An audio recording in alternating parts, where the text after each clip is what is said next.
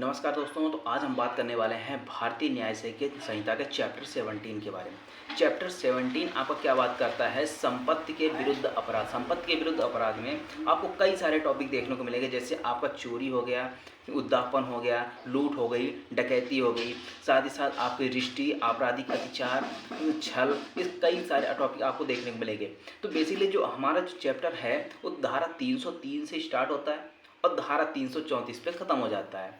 तो यहाँ पर आपको देखने को मिलेगा पूरे संपत्ति से संबंधित अपराध। तो आज हमारा जो लेक्चर होने वाला है वो हमारा बेसिकली होने वाला है चोरी, और दूसरा आपका क्या होने वाला है, आपका उद्यापन। तो चोरी और उद्यापन के बारे में आज के सेशन में डिस्कस करेंगे। उसके बाद हमारा जो अगला लेक्चर आएगा उसमें हम क्या डिस्कस करेंगे, आपका लूट और डकैती।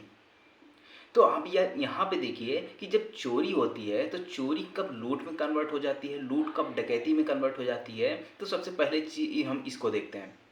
तो अब देखिए बेसिकली क्या होता क्या है कि जब चोरी होती है तो चोरी में 5 तरह के इंग्रेडिएंट्स होते हैं, 5 तरह के आवश्यक तत्व होते हैं। कौन कौन से होते हैं? पहला आता है आपका कि बेईमानीपूर्ण आशय। अगर हम कोई संपत्ति चुरा रहे हैं तो हमारा क्या होना चाहिए कि इंटेंशन कैसा होना चाहिए कि यहाँ पे डिसऑनेस्टली होनी है, बेईमानीपूर्वक हमारा इंटेंशन होना चाहिए। दूसरा कि जो संपत्ति है, चोरी के लिए सबसे मेन इंग्रेडिएंट्स क्या है? चल संपत्ति यानी जंगम संपत्ति। अगर यहाँ पे जंगम संपत्ति यानी कि मूवेबल प्रॉपर्टी है तभी इसकी चोरी की जा सकती है, इमूवेबल प्रॉपर्टी की चोरी नहीं की जा सकती। वहीं अगर हम तीसरे इंग्रेडिएंट्स की बात करते हैं तो तीसरा इंग्रेडिएंट्स क्या कहलाता है कि उस प्रॉपर्टी भी यानी जिसको हम चुरा रहे हैं उस पर किसी न किसी व्यक्ति का कब्जा होना चाहिए। और जब कब्जा ही नहीं होगा तो उसका हम चोरी क्या करेंगे? तो दुनिया में जितनी भी प्रॉपर्टी जो कुछ भी है उसमें हर किसी ने का क्या होता है, कब्जा होता है। अगर मान लीजिए कोई प्रॉपर्टी है उसमें अगर किसी का कब्जा नहीं है तो उसमें किसका कब्जा हो जाता है? गवर्नमेंट का कब्जा हो जाता है। तो गवर्नमेंट की भी प्रॉपर्टी चोरी होती है तो उसके लिए भी पनिशमेंट मिलता है। अब तीन इंग्रेडिएंट्स हो गए, 3 आवश्यक तत्व हो गए चोरी के। चौथा आता है कि बिना सहमति के अगर जिस संपत्ति को हम चुरा रहे हैं तो उसके ऑनर के, उसके जो मालिक है उसके ऑन जो है उसकी बिना सहमति के हम क्या कर रहे हैं, उस संपत्ति को हम ले रहे हैं। ये चौथा आवश्यक तत्व हो गया चोरी का। पांचवा आवश्यक तत्व क्या हो जाता है कि यहाँ पर उस वस्तु को हटाया जाना। जिस स्थिति में रखी हुई है वह वस्तु जिसको हम चोरी करने जा रहे हैं वहाँ से क्या करते हैं, हटा देते हैं। अब ऐसा नहीं, जरूरी नहीं है कि जो हम संपत्ति हटा रहे हैं जिस बेईमानी पूर्वक आशय रखते हुए तो यहाँ पर परमानेंटली हटाया जाए। यहाँ पर कुछ टाइम के लिए भी अगर मैं हटाता हूँ बेईमानी पूर्वक बिना सहमति के ऑनर की आधिपत्य में से उसके हटाता हूँ तो ये क्या कहलाएगी? ये भी चोरी कहलाएगी। इसका भी एक केस है, उसको भी हम डिस्कस करेंगे। के.एन. मेहरा का केस है एक, ठीक है। तो ये 4-5 चीज़ें आपको हो जाती है चोरी के आवश्यक तत्व की। अब वहीं बात करें अगर चोरी जो है एक्सटॉर्शन में कब कन्वर्ट होगी। चोरी एक्सटॉर्शन में कब कन्वर्ट हो जाती है कि वहाँ पर कंसेंट तो होती है एक्सटॉर्शन में, लेकिन क्या हो जाती है वहाँ पर डर के कारण, यानी कि अगर उसको डराया जाता है ताकि जो सामने वाला व्यक्ति है जिसको हम डरा रहे हैं वो अपनी प्रॉपर्टी को क्या कर दे, डिलीवर कर दे हमको, ठीक है। यानी हमको मतलब जो चोरी करवाना चाहता है, जो उससे संपत्ति लेना चाहता है, या फिर कोई ऐसा मूल्यवान प्रतिभूति है जिस पर हस्ताक्षर करके वह व्यक्ति हमको दे दे, तो ये क्या कहलाती है? एक्सटॉर्शन कहलाता है। यहाँ पर भय उत्पन्न किया जाता है। अब यहीं पर चोरी जो है यही लूट बन जाती है। एक्सटॉर्शन यानी उद्यापन जो है वो भी क्या बन जाती है, लूट बन जाती है। तो यहाँ पे 2 तरह की चीज़ यहाँ पे बताया गया है। तब चोरी लूट कब बनती है तो उसमें क्या होता है, लूट बनने के लिए सबसे मेन इंग्रेडिएंट्स क्या है कि चोरी की आवश्यकता तो होंगे ही, साथ ही साथ क्या हो जाता है उसमें एक अतिरिक्त तत्व जुड़ता है। कौन सा होता है? हिंसा का, यानी कि उसमें मृत्यु, उपहति या सदोष अवरोध, या फिर यूँ कहें कि तत्काल मृत्यु, तत्काल उपहति या तत्काल सदोष अवरोध कारित करने का भय उत्पन्न किया जाता है वहाँ पे। तो यहाँ पे क्या बोला जाता है, यहाँ बोला जाता है कि उसने लूट की है। इसी तरह एक्सटॉर्शन में भी आ जाता है। एक्सटॉर्शन में क्या किया जाता है, जिस व्यक्ति को भय उत्पन्न किया जा रहा है ना, उस अगर वहाँ पे अपराधी उपस्थित है और साथ ही साथ वहीं पे डिलीवर करने के लिए प्रॉपर्टी बोलता है कि यहीं पे क्या करो, डिलीवर कर दो प्रॉपर्टी, तो क्या कहलाता है? एक्सटॉर्शन लूट बन जाती है। साथ ही साथ अगर लूट को बात की जाए तो कब कन्वर्ट हो जाता है डकैती में, तो डकैती में कब कन्वर्ट होता है जब 5 से अधिक व्यक्ति होते हैं। तो जो 5 या अधिक व्यक्ति क्या करते हैं, मिलकर एक साथ क्या करते हैं, लूट करते हैं, तो क्या बोला जाता है, कहा जाता है कि उन्होंने डकैती की है। तो ये सारी चीज़ें आपको बेसिक समझा दिया। अब इसको हम पीडीएफ के फॉर्म में पूरा डिटेल में समझते हैं, तो बने रहे इन तक हमारे साथ। चलिए देखते हैं अब हमारा लेक्चर। इस वीडियो को लाइक करें, हमारे चैनल को सब्सक्राइब कर बेल आइकन जरूर प्रेस करें हमारी न्यू वीडियो सबसे पहले देखने के लिए। अब यहाँ पर अगर हम बात करें चैप्टर 17 की, तो चैप्टर 17 बेसिकली बात क्या करता है, संपत्ति के विरुद्ध अपराध, जैसा कि अभी मैं बता चुका हूँ। ठीक है, तो जो संपत्ति होती है, अगर प्रॉपर्टी है, तो मानव जीवन किस जो है एक अभिन्न अंग होता है।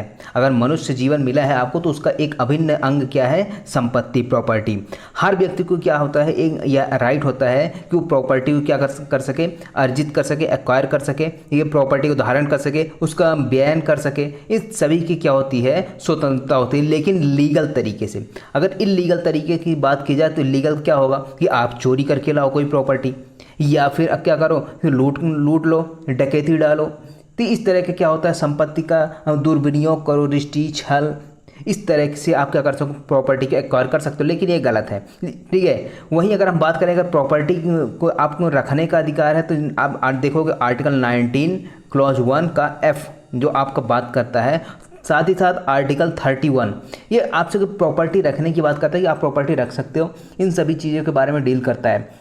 अब यहाँ पे अगर हम बात करें चैप्टर 17 की, तो जैसा मैंने बता चुका है कि कन्वर्जन ऑफ ऑफेंसेस है, चोरी का उद्यापन, उद्यापन से लूट, लूट से डकैती। तो सबसे पहली जो धारा आती है आपकी, पहली धारा आती है धारा 303 जो आपकी बात करती है चोरी यानी कि थेफ्ट से रिलेटेड। अब यहीं अगर हम आईपीसी की बात करें, तो आईपीसी में कहाँ पे था, आईपीसी में था 378 में परिभाषा बताई गई थी, और 379 में आपके यहाँ पे पनिशमेंट बताता था। अब इन दोनों सेक्शन को क्या कर दिया है, एक ही सेक्शन में कर दिया गया है कि चोरी की परिभाषा भी और साथ ही साथ पनिशमेंट भी। तो अब यहाँ पे देखिए, तो यहाँ पे पहले बैरेक्ट में देखते हैं। बैरेक्ट क्या कहता है कि जो कोई किसी व्यक्ति के कब्जे में से, इसको अंडरलाइन करिएगा कि यहाँ पे पहली चीज़ क्या आनी चाहिए, कब्जा। अगर आप चोरी कर रहे हो तो चोरी करने के लिए क्या करोगे, कोई प्रॉपर्टी को चोरी करोगे, और उस प्रॉपर्टी को तब चोरी कर पाओगे जब किसी के कब्जे में होगी। बिना कब्जे वाली प्रॉपर्टी चोरी करने का मतलब क्या है, वो तो आप ऐसे ही ले सकते हो।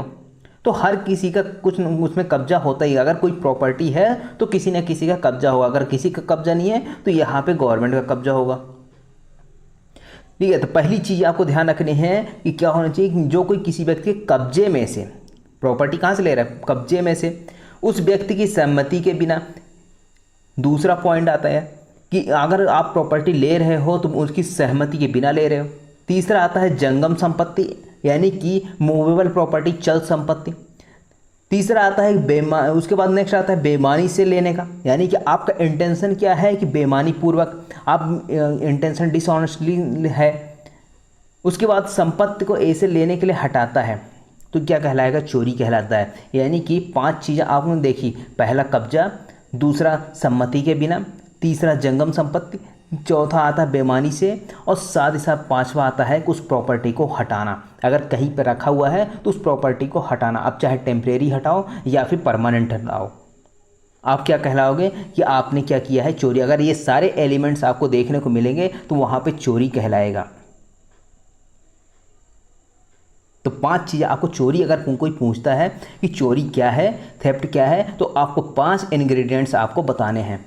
तो ये आप नोट डाउन करिएगा कि बेईमानी पूर्वक आशय होना चाहिए, चल संपत्ति होनी चाहिए। चल संपत्ति का मतलब मूवेबल, जिसको एक जगह से दूसरी जगह ले जाया जा सके। अगर अचल संपत्ति है तो फिर उसको चोरी नहीं की जा सकती है। तीसरा आता है संपत्ति पर आधिपत्य यानी कब्जा, मैंने अभी बताया कब्जा होना चाहिए, सहमति के बिना लिया जाना चाहिए, और उस वस्तु को हटाया जाना चाहिए, ले जाया जाना चाहिए। ये 4-5 तरह के आपको इसेंशियल एलिमेंट्स। पहली चीज, अब यहाँ पे पहला अगर हम बात करें इसेंशियल एलिमेंट्स की, तो पहला आता है बेईमानी पूर्ण आशय। तो बेईमानी पूर्ण जो अगर चोरी हो रही है, ठीक है, तो चोरी में सबसे महत्वपूर्ण तत्व क्या है कि आपका इंटेंशन कैसा होना चाहिए। बिना इंटेंशन के तो कोई अपराध होता नहीं है, हर अपराध में इंटेंशन होना सबसे ज़्यादा ज़रूरी है। तो आपका चोरी का इंटेंशन क्या है, चोरी करने में सबसे पहला इंटेंशन क्या आता है, बेईमानी पूर्ण। आपका इंटेंशन क्या है, आशय क्या है, बेईमानी। अब ये सेक्शन 2 क्लॉज 7 में बेईमानी पूर्ण आशय बताया गया, बेईमानी पूर्ण बताया गया है, ठीक है, डिसऑनेस्टली बताया गया। पहले आईपीसी में सेक्शन 24 में था, अब कहाँ पे बता दिया गया, सेक्शन 2 के क्लॉज 7 में बताया है। तो मैंने ये डेफिनेशन पूरी बताई हुई है, आप जाके देख सकते हो डेफिनेशन क्लॉज। तो यहाँ पे क्या कहता है कि अगर देखिए, अगर चोरी की जानी है तो सबसे महत्वपूर्ण एलिमेंट्स क्या मैंने बताया कि बेईमानी पूर्ण आशय होना चाहिए, बिना इंटेंशन की चोरी हो ही नहीं सकती। तो ये हो गया। अब यहाँ पे एक एग्जाम्पल देखिए, एग्जाम्पल कहता है कि आपका मित्र बा यानी कि ए और बी ये दोनों क्या हैं, एक दूसरे के बहुत अच्छे दोस्त हैं। अब जो है आ का अपने मित्र बा के ग्रंथालय से यानी कि ए जो है बी के लाइब्रेरी से, बी का एक लाइब्रेरी है वहाँ पे बहुत सारी पुस्तक रखी है, ए बार में जाता है, कई बार गया है और वहाँ से पुस्तकें लेके आता है। उससे तो उस टाइम तो था, ठीक है ना, जब जब लेके आया तो बी था। अब एक बार क्या हुआ कि बी वहाँ पे उपस्थित नहीं था, तो ए ने क्या किया, उसकी अनुपस्थिति, बी की अनुपस्थिति में एक पुस्तक उठा के लेके आ गया। तो क्या ये चोरी मानी जाएगी? तो यहाँ पर यह चोरी नहीं कही जाएगी। क्यों? क्योंकि इसका ना तो इंटेंशन बेईमानी पूर्वक है कि उसको लेके जाएगा, बेच देगा या फिर अन्य कुछ इस प्रॉपर्टी का बयान करेगा। तो वहाँ पे उसका इंटेंशन क्या है, उसे पढ़ने का इंटेंशन है, पढ़ के उसको वापस कर देगा। यहाँ पे देखिए आगे हम बात करेंगे अगर सहमति की, तो उसके सहमति के बिना तो ले जा रहा है, लेकिन सहमति दो तरह की बताई गई है, ठीक है, एक तो अभिव्यक्त, एक विवक्षित सहमति, दो तरह की सहमति बताई गई है। तो यहाँ पर अभिव्यक्त रूप से तो सहमति नहीं थी, लेकिन विवक्षित रूप से सहमति उसकी थी, यहाँ पे ऐसा माना जाएगा। तो यहाँ पे ए ने कोई चोरी नहीं की है। उसके बाद नेक्स्ट आता है यहाँ पर देखिए चल संपत्ति। अब दूसरा मैंने बताया था कि चल संपत्ति होनी चाहिए, अचल संपत्ति की चोरी हो ही नहीं सकती है।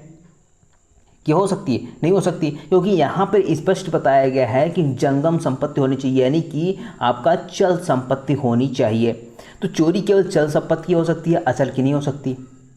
अगर यहाँ पे कोई ऐसी प्रॉपर्टी है जो भूमि से लगी हुई, भूमि से जकड़ी हुई है, साथ ही साथ यहाँ पे वो क्या कहलाएगी, वो अचल संपत्ति कहलाएगी। किंतु क्या है कि अगर भूमि से जकड़ी हुई कोई संपत्ति है उतना तब तक अचल है जब तक कि उसको भूमि से अलग नहीं कर दिया जाता। जैसे एक पेड़ है, ठीक है, अब ये पेड़ को अगर ज़मीन से लगा हुआ है तो ये क्या है, एक अचल संपत्ति है, लेकिन जैसे ही इसको काटा जाता है, काट के अलग किया जाता है, ये क्या बन जाएगी, ये चल संपत्ति बन जाएगी।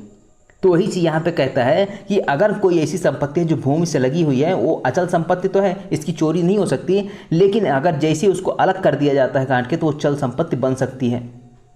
इसका स्पष्टीकरण एक देखिए, यहाँ पे कहता है कि जब तक कोई वस्तु भूबद्ध रहती है, भूबद्ध का मतलब क्या है कि भूमि से लगी हुई, भूमि से जुड़ी हुई वस्तु है, वो क्या है, चल संपत्ति ना होने से चोरी का विषय नहीं होती है। यानी कि वहाँ पे आप चोरी नहीं कर सकते उस संपत्ति की। अब कोई मशीनरी है, कोई मशीन है एकदम ज़मीन से लगी हुई, उसको बार बार नहीं निकाला जाता है। वो देखते होगे फैक्ट्री में बहुत बड़े बड़े मशीन लगे होते हैं, वो ज़मीन के अंदर इसको एकदम फिट कर देते हैं। तो वो क्या है, एक भूबद्ध रहती है, भूमि से जकड़ी हुई रहती है, तो वहाँ पे उसको चोरी नहीं की जा सकती है। लेकिन जैसे ही उसको अलग किया जाता है, जो ही उस भूमि से पृथक की जाती है, जैसे ही उसको अलग किया जाता है, अब जैसे दरवाजे खिड़की ये सब क्या है, लगी हुई रहती है, तो यहाँ पे क्या है, उसको चोरी नहीं किया जा सकती। लेकिन जैसे ही उसको अलग किया जाता है, वो चोरी का विषय बन जाता है, यानी कि चोरी होने योग्य हो जाती है वह संपत्ति। तो यहाँ पर इस स्पष्टीकरण का मतलब यही है।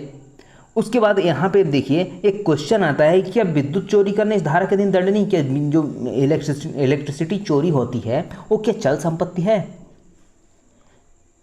कि नहीं, यहाँ पर ये बताइए। तो यहाँ पे देखिए ये चोरी का जो मामला है, विद्युत चोरी का मामला है, इस धारा के अधीन दंडनीय नहीं बनाया गया है। एक केस था एम परम शिवम बनाम भारत संघ 2007 का मामला था। इस मामले में क्या कहा गया था कि जो विद्युत चोरी है इस धारा के अधीन दंडनीय तो नहीं है, लेकिन यहाँ पे दंडनीय क्यों नहीं है, क्योंकि वो एक चल संपत्ति नहीं है, आप एक जगह से दूसरी जगह लेके नहीं जा सकते हो उसको, संपत्ति को। लेकिन यहाँ पे एक एक्ट बना हुआ है, इलेक्ट्रिसिटी एक्ट, ठीक है ना, विद्युत अधिनियम बना है, उसमें धारा 135 है, वहाँ पे कहता है कि इलेक्ट्रिसिटी चोरी करने के लिए वहाँ पे अलग से पनिशमेंट बताया गया है, उसके तहत यहाँ पे पनिशमेंट दी जा सकती है। तो एक केस और था, कौन सा, विश्वनाथ पात्रा बनाम डिविजनल इंजीनियर 2007, डिविजनल इंजीनियर 2007 का मामला था। इसमें कहा गया था कि धारा 135 जो विद्युत अधिनियम है उसके तहत तो यहाँ पे क्या किया जा सकता है, दंडनीय बनाया जा सकता है। क्यों? क्योंकि जो विद्युत अधिनियम है वो क्या है, एक स्पेशल एक्ट है, यानी विशेष विधि है जो इस संहिता के क्या करती है, अपवर्जित करती है इस संहिता को। आगे बात समझ में? तो ये हो गया आपका विद्युत चोरी से संबंधित। उसके बाद जो हमारा नेक्स्ट एलिमेंट था, यानी कि जो आवश्यक तत्व था, वो कौन सा है, वस्तु पर कब्जा होना। यानी कि जिस प्रॉपर्टी को हम चोरी करने जा रहे हैं, जिस प्रॉपर्टी को चोरी करने, यहाँ पे देखिए कि इसलिए मैं इसको ज़्यादा डिटेल में पढ़ा रहा हूँ क्योंकि ये चोरी है सबसे ज़्यादा इंपॉर्टेंट इसमें है, और यही चोरी क्या होती है, कन्वर्ट होती है लूट में। यही चोरी आके आपकी कन्वर्ट हो जाएगी डकैती में। तो कैसे कन्वर्ट होगी, जब आपको ये सारे एलिमेंट्स आपको याद रहेंगे, पता रहेगा, तभी यहाँ पे आप देख सकते जान सकते हो कि लूट कब बनेगा, डकैती कब बनेगी। तो यहाँ पे यहाँ पे देखिए, वस्तु पर कब्जा होना यानी कि आधिपत्य होना, ये है एक प्रॉपर्टी है। जैसे एक कार है, कार क्या है, एक चल संपत्ति है, उसको ले जाया जा सकता है एक जगह से दूसरी जगह। तो यहाँ पर एक कब्जा किस पे है, उस कार पे है। क्यों? क्योंकि ये कौन है, मालिक है उसका। तो यहाँ पर क्या है, चोरी का अपराध कारित होने के लिए ना ऐसी वस्तु का किसी व्यक्ति का किसी वस्तु पर आधिपत्य होना आवश्यक है। यानी कि जब तक कब्जा नहीं होगा तो चोरी हो ही नहीं सकती। तो कब्जा होना सबसे ज़्यादा इंपॉर्टेंट है। तो यहाँ पे एक एग्जाम्पल है कि आ का बा की अलमारी से अंगूठी का लिया जाना, यानी ए जो है वो बी के अलमारी में जाता है, बी के घर में जाता है, वहाँ पे उसके अलमारी में एक अंगूठी रखी होती है, एक रिंग रखी होती है, उसको उठा के लेके चला आता है। अब यहाँ पे जो ए है, ए ने बी से सीधे अंगूठी नहीं लिया, यानी डायरेक्ट वहाँ से बी से अंगूठी नहीं लिया।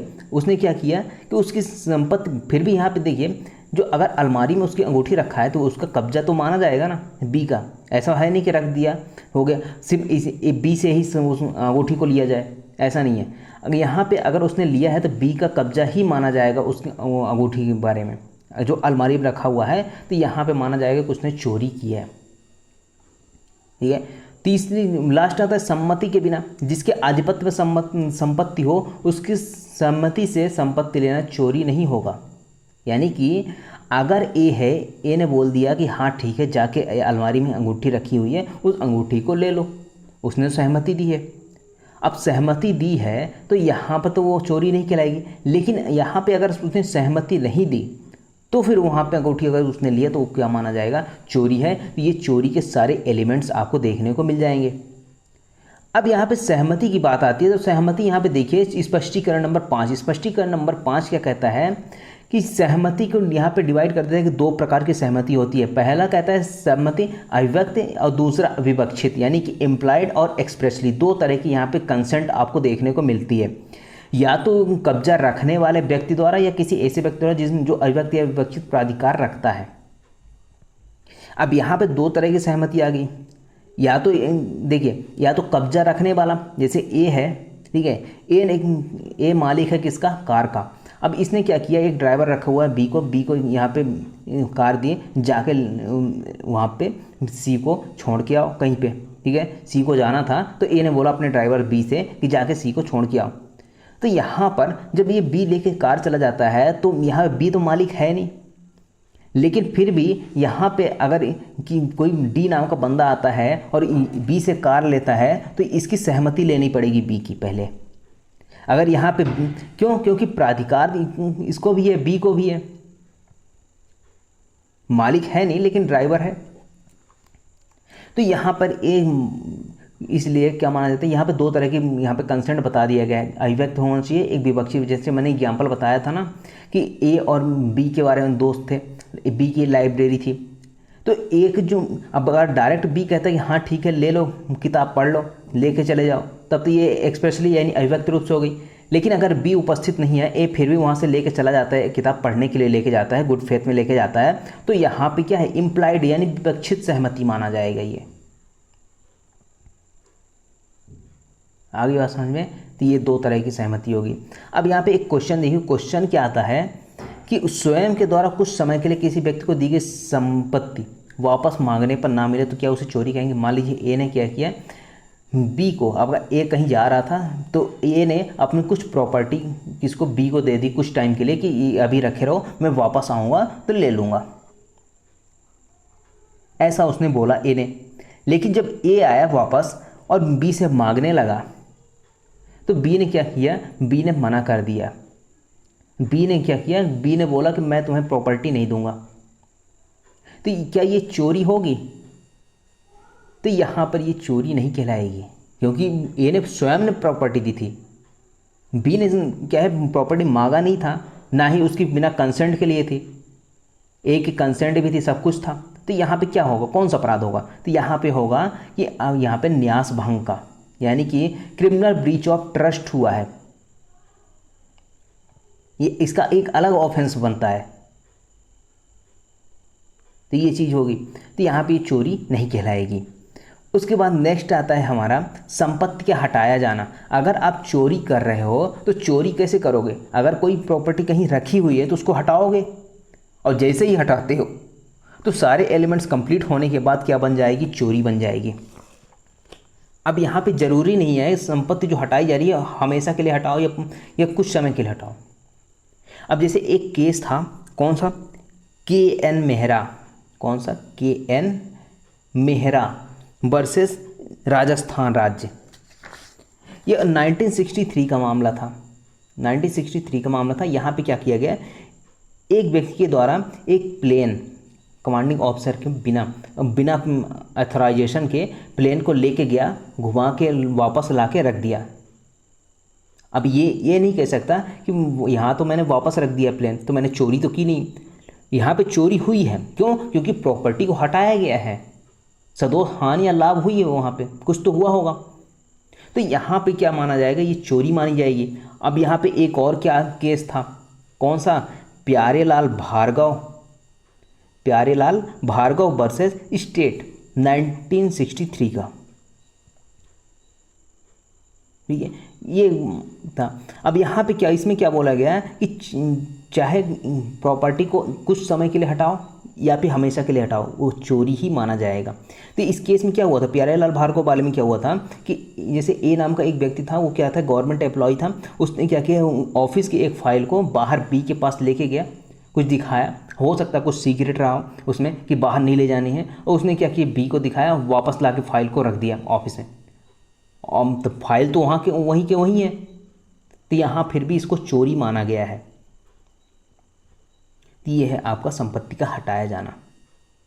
आ गई बात समझ में? तो ये हो गया आपका पूरक चोरी का प्रावधान। अब स्पष्टीकरण कुछ और बचते हैं। स्पष्टीकरण देखिए, स्पष्टीकरण 2 क्या कहता है, जो उसी कार्य द्वारा किया गया है जिससे पृथक्करण किया गया चोरी हो सकेगा। यानी कि आप जैसे ही क्या करते हो, जैसे पेड़ वाला एग्जाम्पल मैंने दिया था, ठीक है।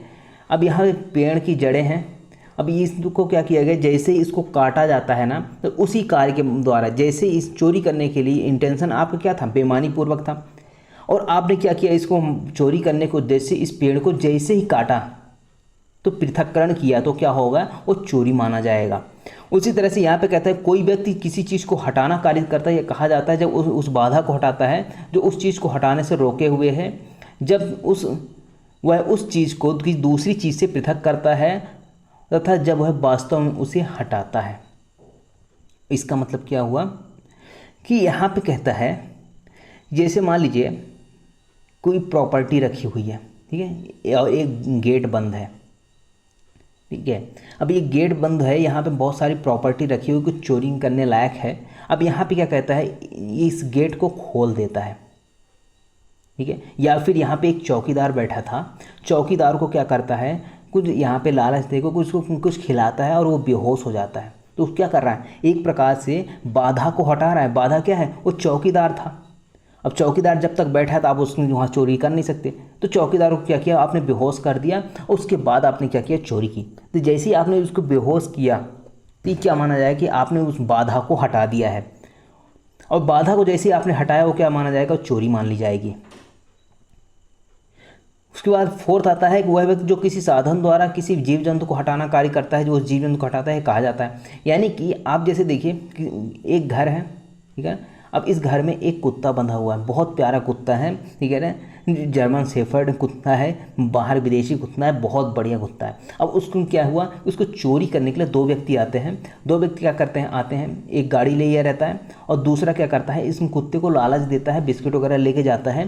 तो यहाँ पे जैसे बिस्किट देता है और कुत्ता उसके पीछे चलने लगता है ना, वो क्या मान लिया जाता है, आपको चोरी मान लिया जाएगी। जैसे उसने चलना स्टार्ट किया उसके पीछे, उस लालच के कारण कुत्ता, तो वो क्या माना जाएगा, चोरी माना जाएगा। और उसका इंटेंशन, ये सारी चीज़ें होनी चाहिए पहले। ऐसा नहीं कि यहाँ पे आया, उसने खिलाया और वो चलाया कुत्ता तो चोरी मान ली जाए। आपको पूरा का पूरा यहाँ पे जो अब मैंने इंग्रेडिएंट्स बताए हैं, आवश्यक तत्व बताए हैं, वो सारी चीज़ होनी चाहिए। आपका बेईमानी पूर्ण इंटेंशन होना चाहिए, ठीक है, सहमति के बिना होना चाहिए, किसी आधिपत्य में होना चाहिए, हटाया जाना चाहिए। ये सारी चीज़ें कंप्लीट होने के बाद ही चोरी कहलाएगी। अब यहाँ पे क्वेश्चन देखिए, 2 क्वेश्चन है, अब आपको यहाँ पे आंसर देना है। तो यहाँ पहला क्वेश्चन आता है, क्या कोई अपनी ही संपत्ति की चोरी कर सकता है? भाई मेरी प्रॉपर्टी है, मैं कैसे चोरी कर सकता हूँ? मेरा मोबाइल फ़ोन है, ठीक है, मेरा मोबाइल है, मैं इसको कैसे चोरी कर सकता हूँ? है तो मेरी ही ना। तो यहाँ पर भी क्या किया जा सकता है, अपनी ही संपत्ति की चोरी की जा सकती है। कैसे की जा सकती है? तो यहाँ पे देखिए, एक मेरा मोबाइल है, मोबाइल को मेरा हुआ ख़राब, मैंने दिया एक शॉप पे बनने के लिए, एक दुकान पे दिया बनने के लिए। अब वहाँ पे मैं देखने गया कि मेरा मोबाइल बना है कि नहीं, उसको दिखा ही रहा था कि मैंने क्या किया, वो भी थोड़ा बिजी हो गया, जो उस दुकान का मालिक था वो थोड़ा बिजी हो गया। तो मैंने क्या किया, मोबाइल अपना लेके वापस आ गया, ना तो उसको पैसे दिए ना कुछ दिया। तो मैंने क्या किया, मैंने चोरी किया। भले ही वो मेरा फ़ोन था, फिर भी मैंने क्या किया, चोरी किया है। ये बात हो गई कि कोई अपनी संपत्ति को कैसे चोरी कर सकता है। अब एक और एग्जाम्पल देखिए, न्यायालय का एक आदेश आया, न्यायालय के आदेश से एक बहुत सारे पशु थे, गाय बकरी भेड़ सब कुछ थे, वो क्या किया गया, न्यायालय के एक आदेश से उन पशुओं को यहाँ पे कुर्क कर लिया गया, यानी कि न्यायालय ने अपने कब्जे में ले लिया। अब जब तक न्यायालय आदेश नहीं देगा ये उसको नहीं ले जा सकता, लेकिन अगर न्यायालय के आदेश के बिना उस कुर्क संपत्ति को ये वापस ले के जाता है तो क्या माना जाएगा, वो चोरी माना जाएगा और चोरी के लिए पनिशमेंट मिलेगी। आगे बात समझ में? ये हो गया। दूसरा क्वेश्चन कहता है कि दूसरे की संपत्ति अपनी समझ कर ले जाना क्या चोरी है? मेरा मोबाइल था, मोबाइल का ही एग्जाम्पल दे रहा हूँ, मेरा मोबाइल एक था और सेम उसी प्रकार का मोबाइल एक और व्यक्ति के पास था। बस में सफ़र कर रहा था, बस में सफ़र करने के दौरान बगल में बैठा हुआ व्यक्ति था, उसके पास एक मोबाइल सेम मोबाइल था जैसा मेरा था। मैंने अपना मोबाइल क्या कर दिया, बैग में डाल लिया और ध्यान नहीं आया कि मैंने देखा कि वो मेरा मोबाइल फ़ोन लिया हुआ है, उसने रखा और मैंने क्या किया, अपना उस मोबाइल को लेके चलाया मैं। तो मैंने क्या किया, मैंने चोरी नहीं किया, मैंने क्या किया, गुड फेथ में किया ताकि वो मैंने अपना समझ के लिया। लेकिन कब तक, जब तक मुझे अब ये नहीं पता चल जाता कि वो किसी और का है। अगर जैसे ही मुझे पता चलता है कि वो किसी और का मोबाइल था, अपना समझ के ले आया हूँ, तो मुझे वापस करना होगा। अगर मैं वापस नहीं करता तो ये चोरी कहलाएगी फिर। अब चोरी के लिए दंड कितना है, तो चोरी के लिए यहाँ पे चेंजेस किए गए हैं। जो पनिशमेंट पहले थी तो यहाँ पे ऐसी पनिशमेंट नहीं थी। अब यहाँ पे 2-3 तरह की पनिशमेंट कर दी गई। पहला कहता है कि 3 वर्ष तक यहाँ पे सज़ा हो सकती है, जुर्माने से दोनों से दंडित किया जाएगा। दूसरा कहता है, दूसरी अगर पश्चातवर्ती, यानी कि एक बार आपको दंडित किया जा चुका है, अगर फिर से आप चोरी करते हुए पकड़े जाते हैं तो आपको कठिन कारावास 1 वर्ष, जो 1 वर्ष से कम का नहीं होगा, जो 5 वर्ष तक हो सकता है, साथ ही साथ जुर्माने से, यानी कि आपको कठोर कारावास से दंडित किया जाएगा, जो 1 वर्ष से कम का नहीं होगा, 1 वर्ष से अधिक का ही होगा, लेकिन 5 से अधिक नहीं होगा, 5 वर्ष तक का होगा। अब तीसरा है कि यहाँ पे और एक दंड जोड़ा गया है। यहाँ पे कहता है कि अगर जैसे ए है, ए ने 5,000 रुपये से कम की संपत्ति की चोरी की, क्या किया है, 5,000 रुपये से कम की संपत्ति की चोरी की है। अब यहाँ पे इसने क्या किया, पहली बार इसने चोरी की और पकड़ा गया। अब यहाँ पे अगर ए जो है उस प्रॉपर्टी को, यानी 5,000 रुपये से कम वाली संपत्ति है, उसको वापस कर देता है, तो इसको सज़ा यहाँ पे 1 वर्ष 2 वर्ष ये वाली नहीं मिलेगी। यहाँ पे अगर न्यायालय चाहे तो इसको क्या कर सकता है, यहाँ पे सामुदायिक सेवा से, यानी कम्युनिटी सर्विस से यहाँ पे क्या कर सकता है, दंडित कर सकता है कि आप जाओ जाके सेवा करो, वृद्धाश्रम भेज देगा, वृद्धाश्रम में सेवा करो, या फिर कहीं और भी जाके, जो यहाँ पे न्यायालय कहेगा वो यहाँ पे जैसा सामुदायिक सेवा करने को बोलेगा वैसा करना पड़ेगा। फिर अगर न्यायालय चाहे तो इस दंड दे सकता है। आगे समझ में? अब यहाँ पे एक और नया सेक्शन जोड़ा गया। नया सेक्शन क्या है, अब ये देखिए, जो गुजरात था, गुजरात राज्य में एक अमेंडमेंट किया गया था, 379 ए जोड़ा गया था। वहाँ पे ये झपटमारी वाला, स्नैचिंग वाला प्रावधान था, लेकिन अब जो हमारा जो मूल आईपीसी थी उसमें नहीं था। 379 था, ये वाला प्रोविज़न नहीं था, झपटमारी स्नैचिंग वाला। लेकिन अब क्या कर दिया, बीएनएस में इसको भी ऐड कर दिया गया है। अब यहाँ पे कहता है कि झपटमारी का मतलब अब देखते होगे कि बहुत सारे लोग क्या करते हैं, बाइक पे चलते रहते हैं, चैन खींच के भाग जाते हैं, चलते चलते किसी महिला के गले से चैन खींचते हैं, भाग जाते हैं, स्नैच कर लेते हैं, स्नैचिंग करते हैं, छीनते हैं। झपटमारी करते हैं, तो ये क्या कहलाता है? तो चोरी जो है ये वो झपटमारी ही है। जो चोरी है झपटमारी बन जाती कब? यदि चोरी करने के लिए अपराधी अचानक और या शीघ्रता या बलपूर्वक, या तो अचानक आएगा, शीघ्रता से आएगा, और बलपूर्वक क्या करेगा, किसी व्यक्ति के कब्जे में से किसी जंगम संपत्ति का अधिग्रहण कर लेता है। यानी कि अगर मेरे कब्जे में कुछ ऐसी संपत्ति है, या फिर मैं जैसे मान लीजिए मोबाइल है, अब मोबाइल वाला बहुत अच्छा एग्जाम्पल है। मोबाइल मैं लेके जा रहा हूँ, हाथ में लेके जा रहा हूँ, और सामने यहाँ पे पीछे से एक बाइक वाला आता है और जल्दी से उसको क्या करता है, अचानक से मेरा मोबाइल खींचता है और लेके चला जाता है। इसने क्या किया? इसने झपटमारी की, यानी कि झपट्टा मारा, अचानक से हमला किया और मोबाइल लेके चला गया। तो ये क्या कहलाएगा? ये झपटमारी स्नैचिंग कहलाएगा। इसके लिए 3 वर्ष तक की पनिशमेंट है, या फिर जुर्माने से दंडित किया जाएगा। आ गई समझ में बात? चोरी से संबंधित बात समझ में आ रही कि नहीं आ रही? आ रही है तो लाइक जरूर करते चलिए। अब यहाँ पे देखिए नेक्स्ट जो हमारा आता है धारा 305 चोरी का। जो आपका धारा 380 हुआ करता था, अब उसमें कुछ चेंजेस किया है। पहले निवास गृह आदि चोरी था, अब यहाँ पे यातायात के साधन, पूजा स्थल आदि चोरी, इसको भी ऐड कर दिया है। पहले ये चीज़ यहाँ पे नहीं थी। अब यहाँ पे कहता है कि यदि मान लीजिए कोई व्यक्ति आता है किसी निर्माण तंबू या जलयान, अब निर्माण तंबू या जलयान कौन सा? जो मानव निवास के रूप में हो या फिर किसी संपत्ति को रखने के लिए यूज में आता हो, उसमें क्या करे? चोरी करे। या फिर माल या यात्रियों के यातायात में, यानी कि यातायात के जो साधन चलते हैं, बस हो गई, ट्रेन हो गई, इन सभी में क्या किया जाता है? माल की चोरी करता है। या फिर यातायात के साधन से वस्तु या माल की चोरी करता है। या फिर पूजा स्थान, यानी कि जो मंदिर वगैरह हो गई, मंदिर से अगर मूर्ति चोरी करता है, या फिर कुछ प्रतीक की चोरी करता है, या फिर सरकार या स्थानीय प्राधिकरण, अब बहुत सारी ऐसी प्रॉपर्टी होती है जो गवर्नमेंट की होती है, बाहर रखी हुई होती है, अगर उसको यहाँ पे अगर चोरी कर ली जाए तो वहाँ पे 7 वर्ष तक की सज़ा है।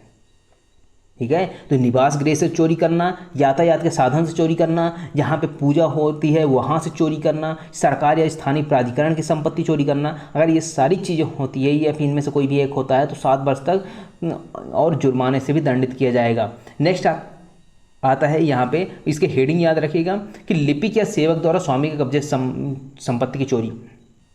ए है, ये मालिक है, इसने क्या किया है? एक सर्वेंट रखा हुआ है, या फिर सर्वेंट ना सही मान लीजिए लिपिक यानी क्लर्क रखा हुआ है, यहाँ पे लेखा जोखा करने के लिए, अकाउंटिंग करने के लिए, सारी चीज़ करने के लिए रखा हुआ है। अब यहाँ पे क्या करते हैं? जो क्लर्क है या फिर सर्वेंट है, अगर एक ही प्रॉपर्टी चोरी करते हैं तो ये क्या कहलाएगी यहाँ पे कि एक एक कब्जे में से उन्होंने संपत्ति की चोरी की है और 7 वर्ष तक और जुर्माने से दंडित किया जाएगा। नेक्स्ट चोरी की जो पनिशमेंट आती है वो आती है आपके धारा 307 जो सेक्शन 382 है। चोरी के जो और गंभीर अपराध की बात करें चोरी के संबंधित तो धारा 307 आती है। तो धारा 307 पहले क्या था? अटेम्प्ट टू मर्डर था। अब क्या हो गया है? अब चोरी से संबंधित प्रावधान और चोरी का ग्रीवियस जो फॉर्म है तो यहाँ पे आता है कि चोरी करने के लिए मृत्यु उपाधि या अवरोध कारित करने की तैयारी के पश्चात चोरी। अब अब मैं चोरी करने जा रहा हूँ, ठीक है? अब चोरी करने जा रहा हूँ लेकिन मैं क्या कर रहा हूँ? साथ ही साथ कुछ हथियार भी, घातक हथियार भी लेके चलता जा रहा हूँ कि अगर कोई व्यक्ति चोरी करने के लिए किसी ने रोका तो उसको मृत्यु भी कारित कर दूंगा, उसको उपाधि कर दूंगा, या फिर अवरोध कारित करूँगा, उसको रोकूंगा उस घातक हथियारों से। तो यहाँ पे अगर इन सभी चीज़ों से अगर डर कारित किया जाता है और डर कारित करने के बाद यहाँ पे चोरी की जाती है, या फिर इन सभी डर कारित करने के लिए मैंने तैयारी की है ये सारी चीज़ें, तो मुझे कितनी सज़ा होगी? 10 वर्ष। यानी जो ऐसा कार्य करेगा उसको 10 वर्ष तक की कठिन कारावास यानी कठोर कारावास होगा। सादा कारावास भी यहाँ पे नहीं है। साथ ही साथ जुर्माने से भी दंडित किया जाएगा। ये हो गए आपके चोरी से रिलेटेड पूरे के पूरे प्रावधान। अब जो बात आती है उद्दापन की, यानी कि एक्सटॉर्शन। आपने सुना होगा एक्सटॉर्शन मनी। तो एक्सटॉर्शन क्या होता है?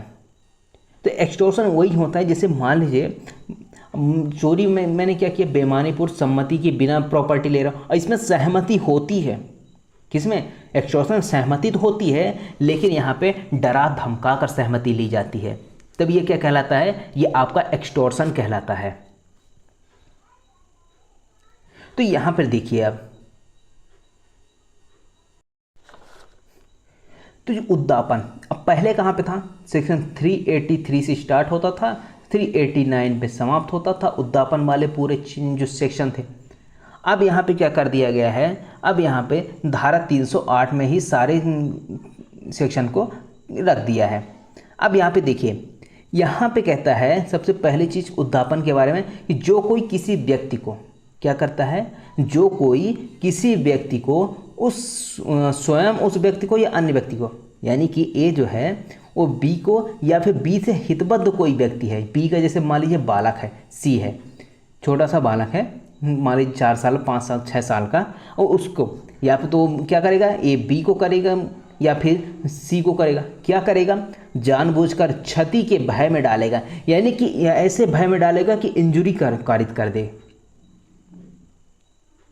और इंजुरी कारित करने के भय में क्यों डालेगा, ताकि जो कोई संपत्ति या मूल्यवान प्रतिभूति या हस्ताक्षरित मुद्रांकित कोई चीज़ परिदत्त की जा करे। कौन करे, अब यहाँ पे ए है, बी को कहता है कि सी को पकड़ लिया और कहता है कि अगर बी से कि अगर कुछ प्रॉपर्टी जो तुम्हारे पास एक थैली है या फिर प्रॉपर्टी है वो नहीं दी, या फिर कोई एक कोरा कागज़ है उसमें हस्ताक्षर करके नहीं दिए, तो मैं इस बालक को क्या करूँगा, यहाँ पे मार दूँगा, या फिर इस बालक को यहाँ ब्रिज के ऊपर है तो ब्रिज के बाहर फेंक दूंगा।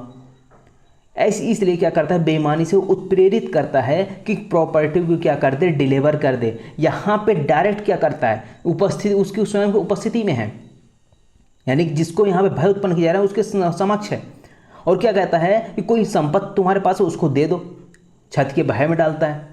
छत के भय में कैसे डालेगा, या तो मृत्यु के भय में डाल देगा, या फिर मान लीजिए कि घोर उपाधि के भय में डालेगा, या फिर उपाधि करने के भय में डालेगा, या फिर मान लीजिए कहता है ए कहता है बी से यहाँ पे मृत्यु के भय में डालता है। साथ साथ क्या कहता है कि अगर तुमने अपनी एक चेक है, चेक मुझे नहीं दी, चेक में हस्ताक्षर करके नहीं दिया तो मैं तुम्हें मार दूंगा। इस तरह के भय उत्पन्न करता है, उसके सामने बंदूक तान दी। तो ये क्या कर रहा है, बेईमानी से उत्प्रेरित कर रहा है ताकि जो कोई प्रॉपर्टी को डिलीवर कर दे उसको।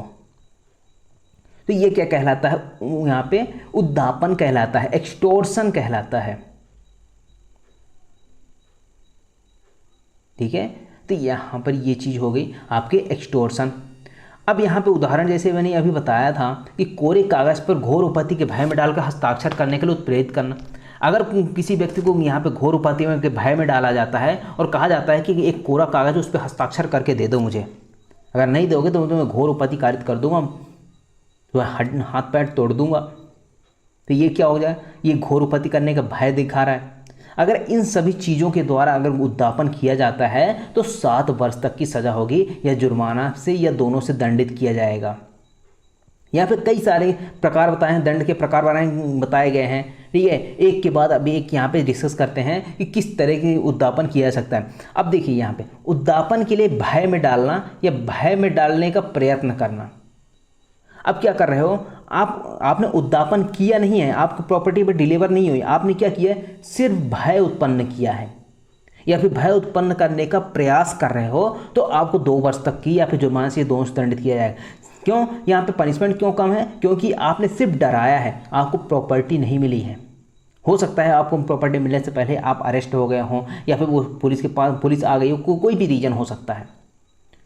तो यहाँ पे 2 वर्ष तक की सजा है। वहीं अगर हम बात करें उद्दापन करने के लिए मृत्यु या घोर उपाधि के भय में डालना, अभी यहाँ पे सिर्फ भय में डालने की बात हुई थी ऊपर, अब यहाँ पे मृत्यु या घोर उपाधि यानी ग्रीवियस हर्ट या फिर डेथ के भय में डालने का प्रयत्न करता है, तो वहाँ पे यही 2 वर्ष कितना हो जाएगा, 7 वर्ष हो जाएगा। अब यहाँ पे आता है 5th नंबर, क्या कहता है, मृत्यु घोर उपाधि के भय में डालकर उद्दापन करना।